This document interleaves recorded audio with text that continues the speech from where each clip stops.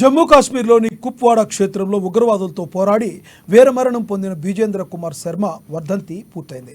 ఆయన 22వ వర్ధంతి సందర్భంగా బేలమండల కేంద్రంలోని స్థానిక బజరంగ్ హోటల్లో ఆయన చిత్రపటానికి ఘనంగా నివాళులర్పించారు. ఎస్ఐ రాధికాతో పాటు స్థానిక ప్రజాప్రతినిధులు, వ్యాపార వాణిజ్య దుకాణ యజమానులు హాజరై బీజేంద్ర కుమార్ శర్మ చిత్రపటానికి నివాళులర్పించారు. దేశ రక్షణలో భాగంగా ఉగ్రవాదులతో పోరాడి 2 ఉగ్రవాదులను హతమార్చి వీరమరణం పొందిన ఆర్మీ జవాన్కు నివాళులర్పించడం వారికిచ్చే గౌరవమని ఎస్ఐ రాధిక అన్నారు. వారు ఏ లోకంలో ఉన్నా వారి ఆత్మకు శాంతి చేకూరాలని కోరారు.